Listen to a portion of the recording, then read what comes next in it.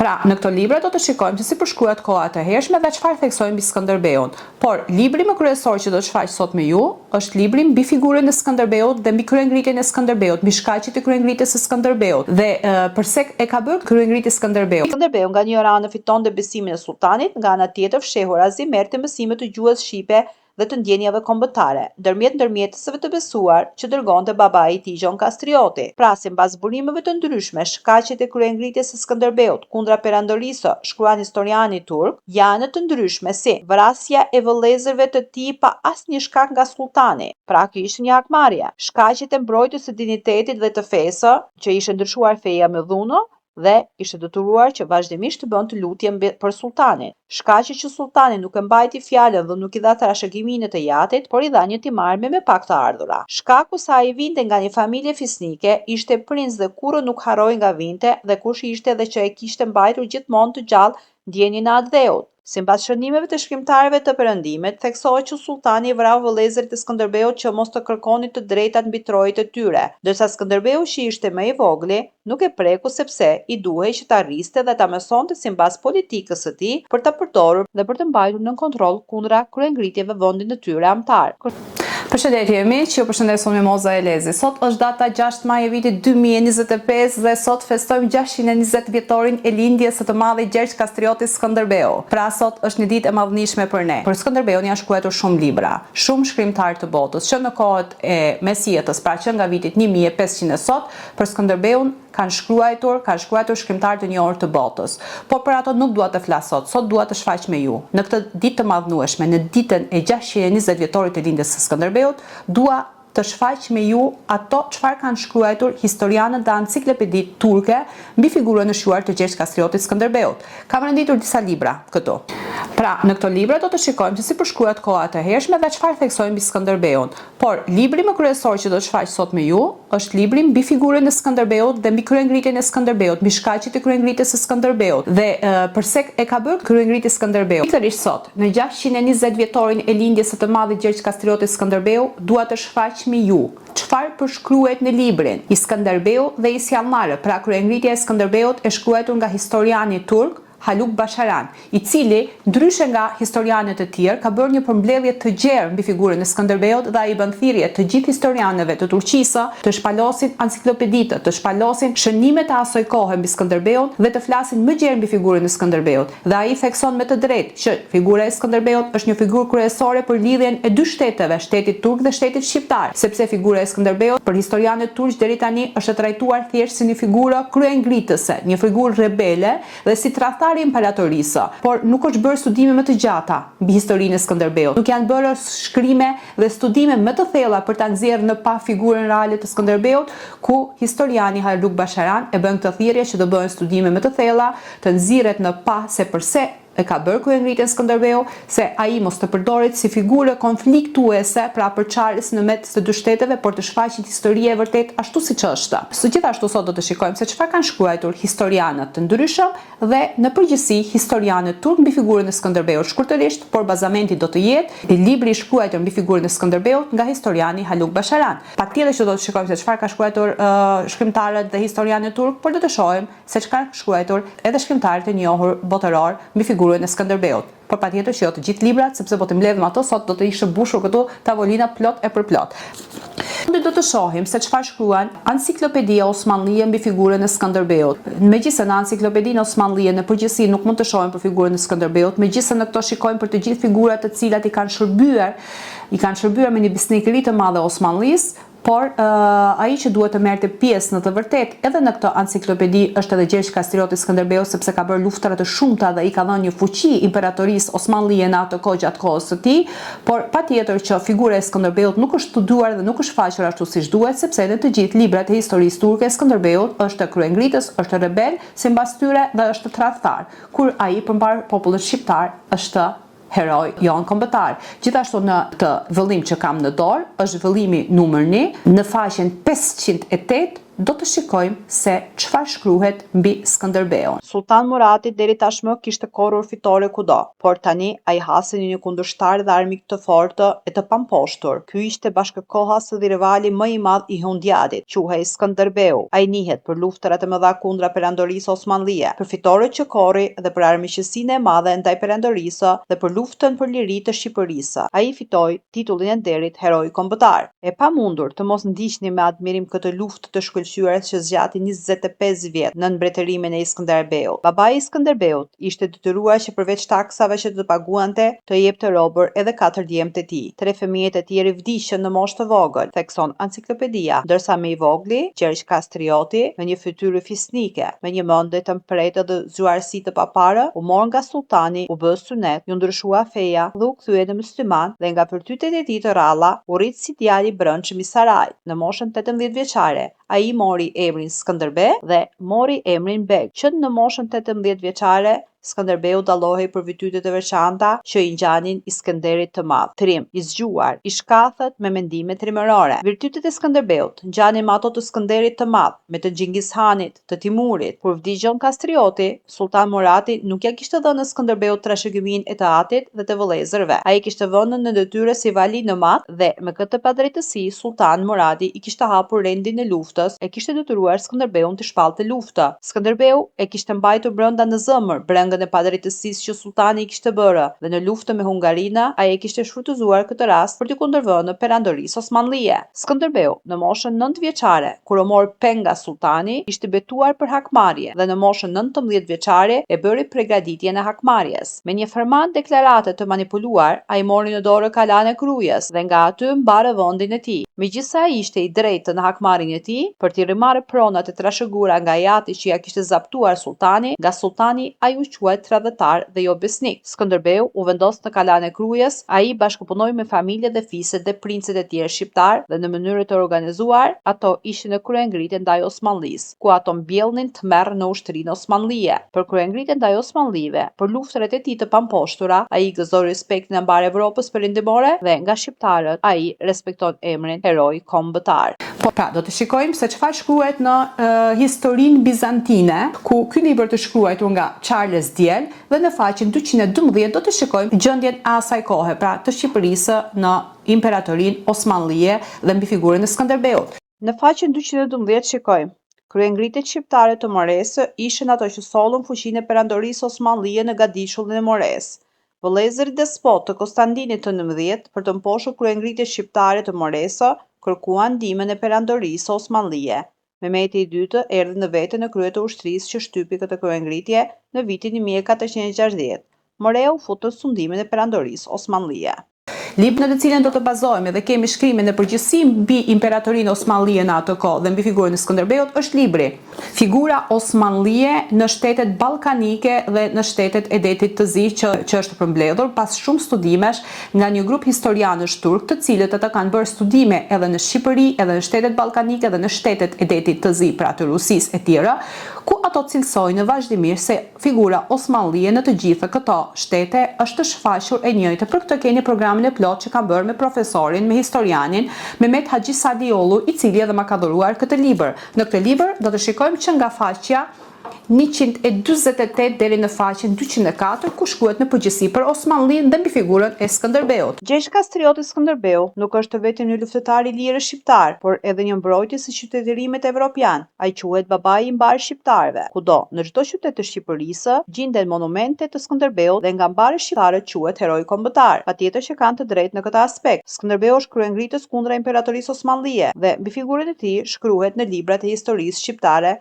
që praktikohen në çdo shkollë. Figura e tij shfaqet me dashuri dhe respekt, ndërsa figura e Osmanlisë cilësohet barbare. Skënderbeu në krye të arbërve ishte një mur i fortë i mbrojtjes për mbar Evropën perëndimore, i cili për 25 vite me radhë nuk e la perandorinë Osmanlie të ecte përpara në këto troje. Skënderbeu shihe nga papaj si mbrojtës i krishterrimit dhe ai kishte lidhje të ngushta me Vatikanët, Venedikun, Napolin dhe Dubrovnikun. Skënderbeu shihej dhe vlerësohej në një respekt të madh nga mbar Europa perëndimore dhe ishte një mburoj e pathyer e Vatikanit. Një shkrimtar, një historian tjetër turk, i cili ka shkruar mbi figurën e Skënderbeut është historiani Erhan Afjonxhu, ku në këtë libër pikërisht figura osmanlie dhe problemet e saj, i cili ka shkruar këtë libër mbi figurën osmanlie, gjithashtu në faqen 57-58 ka theksuar edhe mbi figurën e Skënderbeut dhe si është kthyer ai pra devshirme.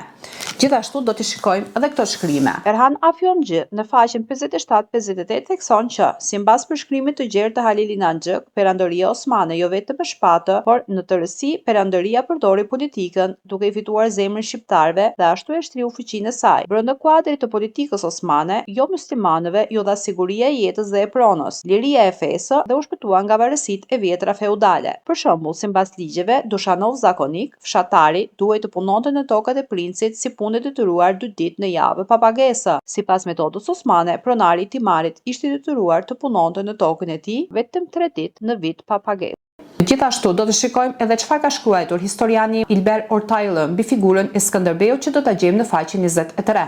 Ilber Ortaylı, devshirmeja doli për të siguruar i përtërritjen e spahinëve, rojeve të shtetit. Fëmijët e krishterë u rekrutuan. Nuk ishte rekrutim hebre në Perandorinë Osmane. Hebrejtë nuk u rekrutuan sepse ishin njerëz të shtetëruar, ishin mendjendritur dhe ishte vështirë për t'i kontrolluar. Fëmijët që rekrutoheshin ishin të moshave 8 deri në 10 vjeç, jo më të mëdhenj.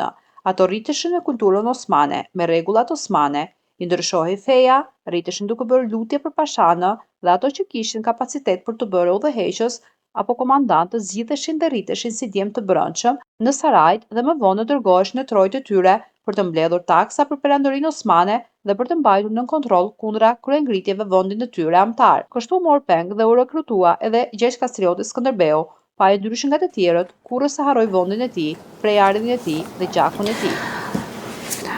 Por, ai që ka shkruar gjerë për Skënderbeun dhe është përkthyer edhe në turqisht ky libër, është libri që kam në dorë pikërisht, libri i Christovoulos. Pra, dhe ky libër është një nga librat që është shkruar më herët, pra është më i lashtë nga këto librat dhe enciklopedi që kam përpara, sepse ky është shkruar pikërisht në kohën kur ka jetuar Skënderbeu, në vitin 1451-1467. Pikërisht këtu ky libër shfaq kohën e vitit 1459, pra është shkruar në kohën kur jetonte Skënderbeu. Dhe pikërisht në këtë libër mbi Skënderbeun do të shikojmë në faqen 163 e mbrapa, që do të mundohem në një program të ardhshëm këtë libër ta përkthej në shqip dhe ta bëj një program të plot me ju se në përgjithësi se çfarë shkruan ky libër për atë kohë. Me mbërritjen e pranverës, sultani u nis në një fushatë kundër ilirëve që jetonin rreth epidamit historik në Bregdetin e Djathtë, ndërsa lundronte në gjirin jon. Ato janë në barbarë dhe më parë njihen me emrat Taulantin dhe Mahon. Shumica e tyre janë nomadë, të pavarur dhe nuk kanë pasur mbretër që nga kohërat e lashtra. Jetojnë në maje të maleve dhe kanë kala shumë të forta. Trojtë e tyre janë të vështira për të pushtuar, sepse kanë male të thepisura të larta dhe pyje të dendura. Ato nuk donin të bënin marrëveshje me sultanin që të paguante taksa për tokrat e tyre ku jetonin. Sultani me një ushtri të madhe i kishte sulmuar, shumë vende i kishte zaptuar, shumë kala i kishte shëmbur e rënuar. Vendin e kishte grabitur dhe kishte mbledhur një pasuri të madhe për ushtrinë e tij, po nuk kishte arritur të pushtonte dhe zaptonte krejt territorin e tyre. Gjergj Arianiti ishte një nga zotërinjtë shqiptar që kundërshtoi zgjerimin e sistemit të timarit osman në tokat shqiptare. Arianiti ishte babai i Donikës, gruas së Skënderbeut. Skënderbeu, i biri i Gjon Kastriotit, ishte udhëheqës i shqiptarëve,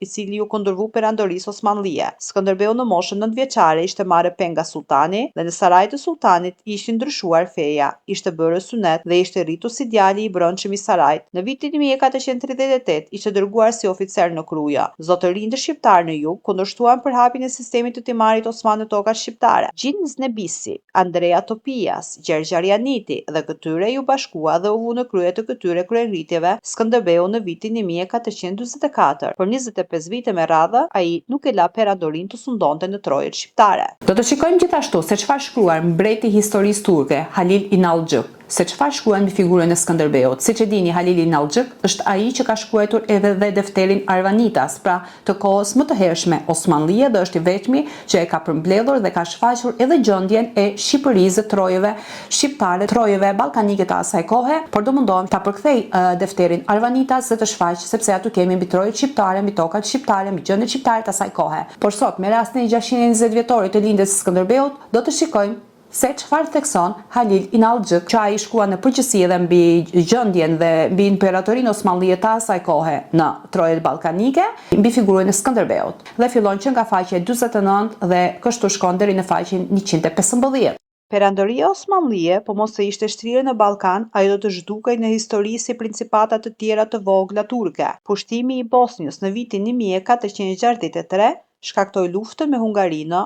Hungarezët u vendosën në Jajce, në Bosnjën Veriore dhe u bënë aleatë me Venadikasit. Këto aleatë nxisnin Skënderbeun, i cili kishte qenë në kryengritjet në Shqipërinë Veriore që nga viti 1443. Pra, në përgjithësi, flet për luftrat osmanlie dhe kryengritjen e Skënderbeut. Por, siç thash, libri mbi të cilën bazohemi sot është libri i shkruar nga Haluk Basharan dhe si e përshkruan ai figurën e Skënderbeut, shkaqjet e kryengritjes dhe si e cilëson ai Skënderbeut, ku thekson që Skënderbeu duhet të studiohet më tepër. Kryengritjet shqiptare dhe Skënderbeu.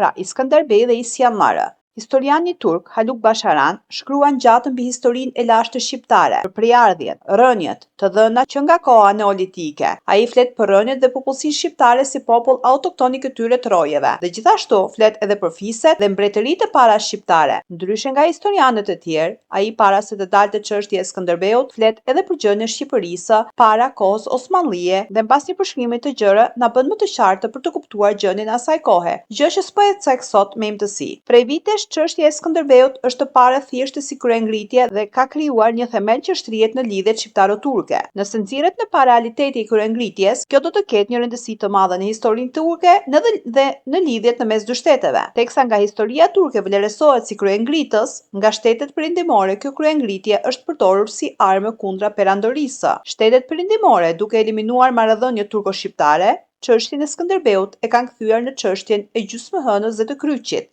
Figura e Skënderbeut, thekson historiani turk, nuk është studiuar nga historianët turk dhe nuk është vlerësuar ashtu siç duhet, dhe çështja e kryengritjes së tij akoma edhe sot trajtohet si problem timari, pra ekonomik. Mbi figurën e Skënderbeut ka shumë më pak dokumente, kështu që në studimin e figurës së tij detyrohemi të bazohemi tek arkivat dhe shkrimet e historianëve perëndimor. Rumeli është quajtur territori ballkanik, që duke u bazuar tek shtrierja gjeografike në këtë territor, një vend të rëndësishëm zen Shqipëria, ashtu si quhet vendi i vargmaleve të gjata. Emri shqiptar vjen nga krijesa mitologjike Shqiponia dhe shqiptarët quhen bijtë e Shqiponjës. Pa u futur në historinë shqiptare, që e ka përshkruar historiani turk Haluk Basharan, po cek në disa paragrafe dhe shikojmë se si e përshkruan ai figurën e Skënderbeut. Sultani mposhti kryengritjen e Gjon Kastriotit dhe i merr peng 4 fëmijët, ku njëri nga këto ishte Gjergji, me qëllim që ai të mos kryengriste më dhe të paguante rregullisht taksa. Gjergj Kastrioti, pasi sillet në sarajet e tij, i ndryshohet feja dhe rritet në sarajet si djali i brendshëm, pra iç Ollan, dhe në moshë të re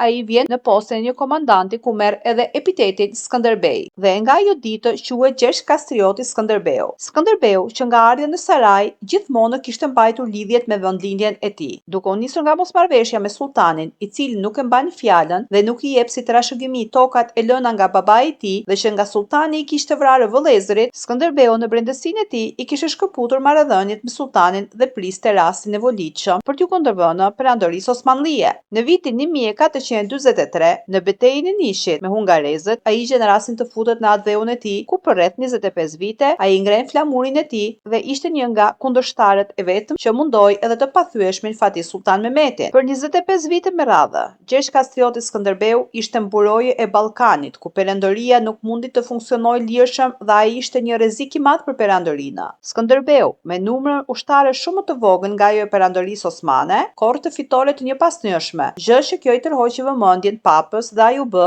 damari kryesor i zemrës së krishterë dhe u quajt nga papa biri i shenjtë i papës. Sultan Murati i dytë vdiq pa e zgjidhur konfliktin me Skënderbeun, kështu që do të fillonin përleshje të ashmra ndërmjet Fatih Sultan Mehmetit, që quhej Shqiponia e perandorisë osmanlie, dhe ndërmjet Skënderbeut, që quhej Shqiponia arbërore. Në këtë çështje historiani thekson 3 probleme. Problemi i parë është që në historinë turke osmanlie nuk i është kështuar vëmendje dhe nuk janë bërë kërkime sa duhet mbi figurën e Skënderbeut. Nuk është folur mbi shkaqjet e kryengritjes dhe nuk është analizuar figura e tij duke bërë empati për ta kuptuar pozicionin e tij. 2. Duke kuptuar qëllimin dhe shkakun e kryengritjes, do të na bëjë të kuptojmë dhe njohim më mirë se pse ai u quajt djali i shenjtë i papës dhe kalorësi i krishtizimit. 3. Duhet nxjerrë dhe krahasuar shkrimet e historisë turke dhe të atyre perëndimore mbi figurën e Skënderbeut, kështu që këto krahasime do të na ndihmojnë të njohim më mirë figurën e Skënderbeut Skënderbeut dhe të kemi një pasqyrim të qartë se si perandoria osmanlie qëndroi për shekuj me radhë në Trojën ballkanike. Historiani shkruan gjatë mbi historinë e lashtë shqiptare, prejardhjen, rënjet, të dhënat që nga koha neotilike. Ai flet për rënjet dhe popullsinë shqiptare si popull autokton i këtyre trojeve dhe gjithashtu flet edhe për fiset dhe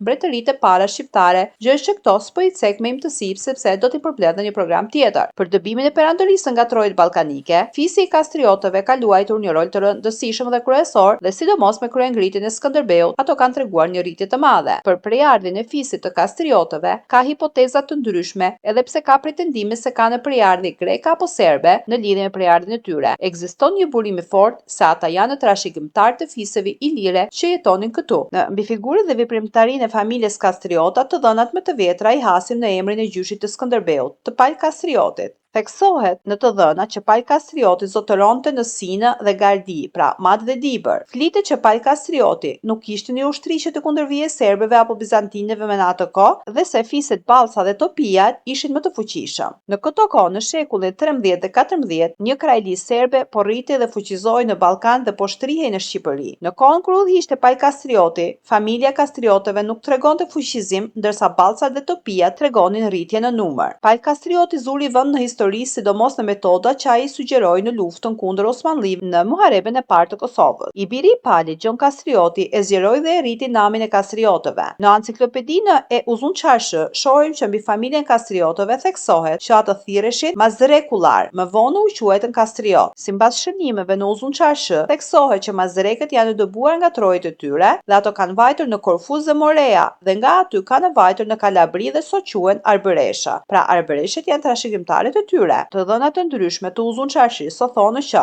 kastriotët zotëronin toka në mes të Lezhës dhe Shkodrës, ndërsa burimet e tjera thonë që edhe malësia e madhe i përkisë kastriotëve. Mbi familjen kastriotëve ka shkrime të shumta, disa thonë që janë epiriotë, disa të tjerë duke u bazuar me emrin që mori Skënderbeu, thonë që ka lidhje edhe me Skënderin e Madh. Prandaj u dha ai emër, por burimet e shumta flasin që Skënderbeu ishte epiriot, për ata edhe është quajtur King of Epir, mbreti i Epirit. Për një kohë të gjatë familja kastriotëve në Trojët dhe tokat e tyre kishte mbetur si i huaj për shkak të despotëve të fuqishëm që rrethonin atë. Ka edhe nga ato shkrimtar, si Smith, që ka theksuar që Skënderbeu ka rënë një serbe, por historiani Hodgkinson e ka hedhur poshtë këtë hipotezë dhe ka theksuar që këtu ka një lexim gabim të dokumenteve. Megjithëse hipotezat e shumta që hidhin mbi rënjet e familjes Kastrioti, burimet dhe shkrimet e shumta vërtetojnë që familja Kastrioti është den babaden autoktone ilire me rënjet nga trojët e tyre arbërore. Pal Kastrioti, gjyshi i Gjeq Kastrioti, ishte vrarë në luftë në muharebën e Kosovës dhe vendin e tij e kishte nxënë i biri Gjon Kastrioti, pra babai i Skënderbeut. Gjon Kastrioti kishte bërë një emër si prijes në atë kohë.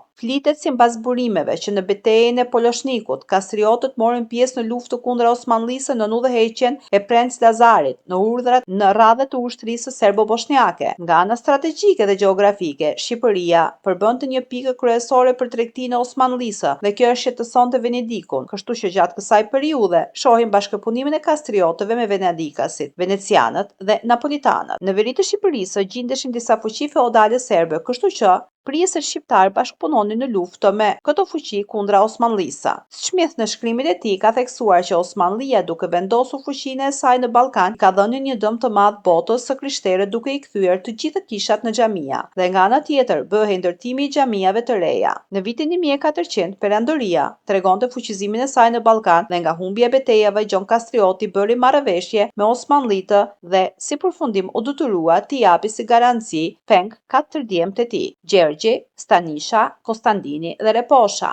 Gjergji kishte edhe 5 motra: Mamika, Jelena, Angelina, Mara dhe Vaska. Ashtu si kastriotët, edhe shumë principata dhe familje fisnike shqiptare u detyruan të dërgojnë fëmijët e tyre peng në sarajt e sultanit, gjë që kjo ishte garanti që nuk do të kryengritnin. Gjatë kohës që Osmanlia shtrihej në territorin shqiptar, Venediku nuk vepronte në asnjë mënyrë, si duket në radhët e Osmanlisë kishte persona të shquar shqiptar që ndikonin në këtë. Në vitin 1422, me mbështetjen e venedikasëve në përleshjen e Shkodrës, nuk i dha asnjë fitim apo avantazh kastriotëve. Në të dhënat Kronat e vitit 1423 nga Çelebi Mehmet nuk rastiset ndonjë shkrim që kastriotët gjindeshin në krye në këto vite, kur sultani i dytë Murat shtrinte fuqinë e tij nga veriu i Shqipërisë. Arianitët dhe utopijat kryengliteshin vazhdimisht ndaj Osmanlisë dhe shkaku ishte taksat, ekonomia. Megjithëse kryengritjet e arianitësve dhe të utopijasve mbështeteshin edhe nga Gjon Kastrioti, në vitin 1423 Osmanlia kishte arritur të sundonte më fuqinë e saj në mbar Shqipërinë. Por sipas shënimeve të Smithit, Gjon Kastrioti po bënte plane në bashkëpunim me Venedikasit se si të shpëtonte fëmijët peng dhe për këtë Smith thekson që ai kishte bërë gjithçka dhe kurrë nuk kishte ndetur. Për Skënderbeun fatkeqësisht nuk gjenden shënime të perandorisë. I vetmi shkrim që gjendet është ai i defterit Arvanit, Hijrit 835 me numër 6665. Gjergji pasi dërgohet në sarajt e sultanit, i ndërohet feja nga i krishterë në musliman. Ai tregonte virtytet e larta fisnikore dhe një përvojë të madhe ushtarake, që sa i bie në sy edhe sultanit, dhe sipas shënimeve thuhet që sultani e mbante pranë dhe se ndante me të birin e tij. Brenda një kohe të shkurtër, Skënderbeu u rrit në grada në ushtri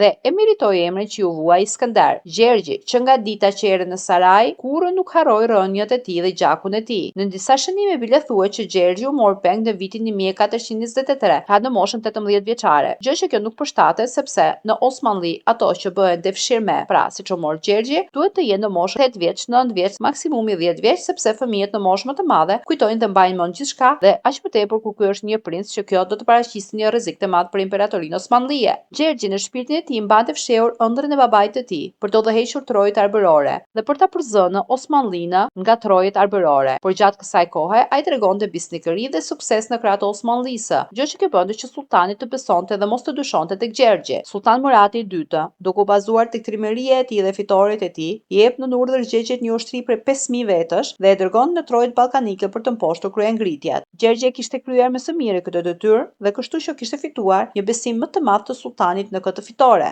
Skënderbeu trashëgonte virtytet, zgjuarsinë dhe trimërinë e babait të tij dhe për një kohë të shkurtër ai ngrihet në pozitën me rangun ushtarak saqë emërtohet komandant Sanxhaku. Skënderbeu gjatë kohës që merrte mësime ushtarake në saraj, gjithashtu vëzhgonte me vëmendje edhe zbërthente çdo taktik ushtarake të çdo komandanti osmanli. Një ditë ai ishte përleshur me një tatar në moshë të madhe dhe me përvojë lufte. Tatari e kishte përçmuar Skënderbeun, duke thënë: "Ky djalosh nuk din të mbaj shpatën, ky më hap mua duelo", dhe në sy të sultanit Skënderbeu kishte nxënë në duelo me tatarin dhe duke i humbur vëmendjen atij për një kohë sekondare i pret kokën, gjë që kjo i arrit vlerat Skënderbeut në sy të sultanit. Skënderbeu me gjithë fitoret që fitonte në emër të Osmanlisë, në brendësitë të tij ai priste ditën që të kthehej dhe të sundonte në atë dhe për këtë Skënderbeu bënte çmos për të fituar besimin e sultanit. Sipas shkrimeve të Finethe, Late Medieval Balkans, a critical survey from the late 12th century to the Ottoman conquest, thekson që në vitin 1436 babai i Gjergjit, Gjon Kastrioti, bën kryengritje ndaj sultanit dhe për të shtypur këtë kryengritje sultani dërgon Gjergjin, i cili merr vend në krah të perandorisë, por gjithashtu theksohet në shkrim që kur mbërrin në atë dhe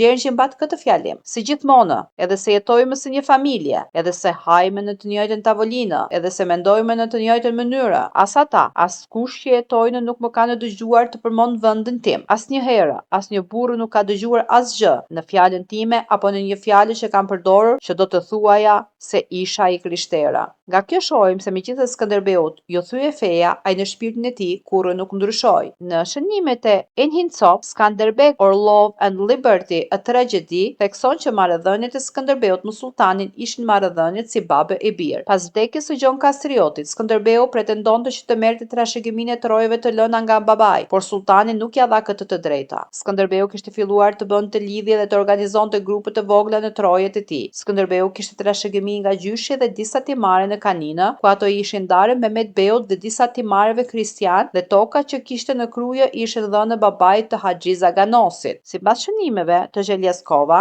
Albania and Albanian Identities, thuhet që Skënderbeu ishte dërguar si beg i Sanxhakut të Dibrës në Dibër në vitin 1440. Dani Shmet në kronologjinë historike të Osmanlisë shkruan që toka që duhet i trashëgonte Skënderbeu ishin ndarë nga sultani dhe ishin dhënë të tjerëve. Gjithashtu shkruhet që në vitin 1443 Skënderbeu ishte dërguar në Nikopol të Bullgarisë si bej i atij Sanxhaku. Pra, si përmbledhje, çfarë konkluzioni mund të nxjerrim mbi Skënderbeun që me kryengritjen e tij tregoi një armiqësi ndaj sultanit, të cilit i tregoi gjatë gjithë kohës besnikëri. Skënderbeu ishte biri një gjaku princi që u rrit në hijen e venedikësve që ishin në marrëveshje me kastriotët dhe u mor peng e usoll në sarajin e sultanit. Sipas shënimeve të Zein Kesenit, në historinë e perandorisë osmanlie, shkruhet që Sultan Murati i vrau vëllezërit të Skënderbeut, gjë që një shkrim të tillë nuk e gjejmë në shënimet e Osmanlisë. Sipas shënimeve të shkrimtarëve të Perëndimit, theksohet që sultani i vrau vëllezërit të Skënderbeut që mos të kërkonin të drejtat mbi trojët e tyre, ndërsa Skënderbeu që ishte më i vogël, nuk e preku sepse i duhej që ta rriste dhe ta mësonte sipas politikës së tij për ta përdorur për të përmbajtur nën shtypje vendin e tij dhe për të mbledhur taksa. Dhe në të vërtetë vëllezërit e Skënderbeut kanë vdekur para kryengritjes së Skënderbeut. Pra ky ishte një shkak tjetër kryengritës, pra ishte gjakmarrja. Ndërsa shkaku i tretë ishte shkaku i timarit, pra troje që sultani nuk ja dha trashëgiminë e tij. Trojet e të jatit të Skënderbeut janë ndau bejlerëve të tjerë. Vdekja e Gjon Kastriotit e tronditi thellë Skënderbeun, ndërsa perandoria ishte sundimtare e plot në trojet shqiptare. Në vitin 1437 sultani e dërgon Skënderbeun si oficer në Krujë, ku Skënderbeu e shfrytëzon këtë rast për t'u kundërvënë sulmit osman. Në arkivat e Topkapësarajt gjendet një dokument me numër 6665 ku shkruhet kërkesa e Skënderbeut që i dërgon sultanit për të bërë zotit trojeve të trashëguara nga babai i tij, dhe që theksonte nga që toka që i përkasin Skënderbeut për shkak që janë dhënë të tjerëve të ardhurat e Skënderbeut janë të rëna, pra të ulta, por letra e dërguar u transmetua nga Begu i Sanxhakut nga Mustafa Bey i asaj kohe dhe u transmetua ndryshe të sultani, dhe Mustafa Bey e nxisti sultanin që të mendonte mirë për këtë punë. Dhe kështu që sultani nuk pranoi që të jepte tokat e jatë Skënderbeut që t'i zëndëronte, dhe kjo e bëri Skënderbeun që të humbte besimin tek sultani. Dhe ishte një shkak tjetër për kryengritjen e tij. Sultani nuk e priste që Skënderbeu do ta kryengriste. Sipas shënimeve të historianëve perëndimor, shkruhet që Sultan Murati i kishte dhënë fjalën Skënderbeut që mbas vdekjes së babait të tij, të gjitha trojët që ai udhëhiqte do t'i kishte në trashëgimi dhe do të suntonte dhe të udhëhiqte Skënderbeu. Sultani, duke mos e mbajtur premtimin e bërë pa e kuptuar, i hapi luftë të vetës dhe e bëri Skënderbeun një nga kundërshtarit e tij më të fortë dhe të pamposhtur. Skënderbeu gjatë shërbimit të tij në Krujë kishte vënë re se disa familje nuk ishin të kënaqura nga regjimi osman dhe shqetësimin e këtyre familjeve e ktheu në avantazhin e tij për të përgatitur një kryengritje ndaj sultanit. Mbi figurën e Skënderbeut nuk ka shumë shënime në arkivat osmanlie, përveç disa shkresave për shërbimet që ai i ka bërë. Kështu që mbi figurën e Skënderbeut merren bazament shkrimet e shkrimtarëve dhe historianëve të huaj. Një nga shkrimtarët më kryesor është edhe Marlin Barleti.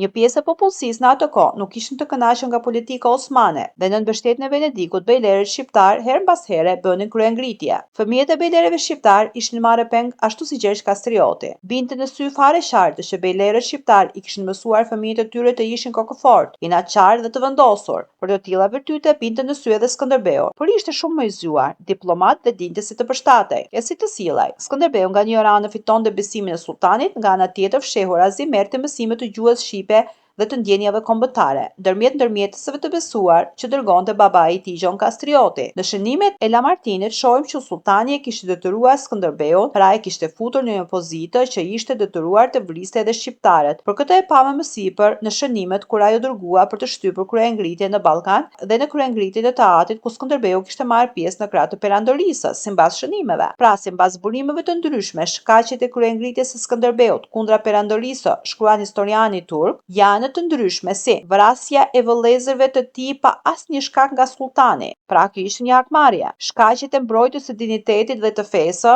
që ishte ndryshuar feja me dhunë dhe ishte detyruar që vazhdimisht të bënte lutje për sultanin. Shkaqet që sultani nuk e mbajti fjalën dhe nuk i dha trashëgiminë të jatit, por i dha një timar me pak të ardhura. Shkaku sa ai vinte nga një familje fisnike, ishte princ dhe kurrë nuk harroi nga vinte dhe kush ishte dhe që e kishte mbajtur gjithmonë të gjallë ndjenjën e atë dheut. Kryengritjet vazhduan në vitin 1443. Si fillim nuk u morën serioze nga perëndëria kryengritjet që bëheshin nga princat shqiptar. Si fillim Skënderbeu nuk filloi kryengritje, sepse ai kishte ardhur me 300 ushtarë dhe nuk e kishte fuqinë që i duhej për t'u kundërvënë perandorisë. Skënderbeu ndoqi rrugën e Teatrit, duke përdorur miqësinë dhe duke rritur lidhjet fisore, kështu që për këtë shkak ai bëri lidhje martësore me vajzën e Gjergj Arianitit, me Donikën. Në beslidhjen e Lezhës vazhdoi kryengritja kundër perandorisë. Si fillim Skënderbeu me disa kryengritje mori disa nga nga fortesa nga Kalatët dhe kështu që filloi javash kryengritja kundra perandorisë. Skënderbeu brenda një kohë të shkurtër mblodhi një kongres ku morën pjesë princa shqiptar. Ai kongres u mbajt në Lezhë në vitin 1444 dhe quhet Beslidhja e Lezhës, ku Skënderbeu zgjodh prijesi i tyre. Një nga ato që nuk e mbështeti Skënderbeu në Beslidhjen e Lezhës ishte familja Dukagjini, që kishte disa probleme me familjen e Kastriotëve dhe nuk e pranoi Skënderbeun si udhëheqës i tyre. Arianiti, Balsa, Muzaka, Topia dhe Kronjević ishin ato që e pranuan Skënderbeun si prijes të tyre. Kështu që me bashkimin e princave me kryengritjen në udhëheqjen e Skënderbeut, në një kohë të shkurtër fuqia e perandorisë osmane në Shqipëri kishte humbur. Megjithëse brenda këtyre viteve u bën sulmime të shumta të perandorisë kundra Skënderbeut, megjithatë me fuqitë e mëdha e priore që kishte perandoria, ato kurrë nuk arritën të fitonin betejat deri në vdekjen e Skënderbeut. Skënderbeu për 25 vite rresht ishte një mburoj e fortë për Shqipërinë dhe Evropën dhe një nga kundërshtarët më të paposhur të perandorisë osmane, që e vuri në pozite të vështira edhe vetë Fatih Sultan Mehmeti. Pra miq, sot me rastin e 620 vjetorit të lindjes së heroit kombëtar Gjergj Kastrioti Skënderbeut, shfaqem me ju disa dokumente dhe disa shkrime nga historianët turk si e përshkruajnë ato figurën e Skënderbeut. Lavdi qoftë emri i tij, shpirti i tij u pret në paqe dhe unë ndihem e lumtur dhe krenare që jam një pasardhëse e Skënderbeut, që mbaj gjakun arbëror dhe që Gjergj Kastrioti Skënderbeu ishte prijesi yna, sepse ai luftoi për të drejtat e popullit ton, sepse ai luftoi për një Shqipëri të pamvarur dhe jo një Shqipëri në trojët e saj të jetë mvarur dhe të sundohet nga dikush tjetër, siç ishte Imperatoria Osmanlie. Pra, lavdi emrit të pavdekshëm të madhit Gjergj Kastrioti Skënderbeu. Gjithashtu dhe përfundim të këtij programi, mbase nuk keni mundësi të përvetësoni të gjithë librat që shkruajnë për Skënderbeu, se edhe unë nuk i kam përvetësuar të gjitha dot, por të gjithë shqiptarëve ju them që të paktën të përvetësoni librin e shkruar nga Mark Palnika, që është Letërkëmbimet e Skënderbeut, ku janë ato letërkëmbime të cilat janë shkruar vetë nga dora e Skënderbeut. Pra, këtë libër përvetësoni, ta keni, edhe nëse nuk keni një bibliotekë në shtëpinë tuaj, të paktën të keni librin me dorëshkrimet e Skënderbeut. Lavdi qoftë emri i tij. Unë pret në paqe, figura e tij është quar. Mirupafshim në një program tjetër që do të mundohem me inqizimet e mia të shfaq të gjithë dhe ato dokumente dhe ato libra të shkruara në turqisht mbi figurat e njohura shqiptare në Turqi, qoftë gjatë kohës Osmanlie apo mbrapa. Mirupafshim.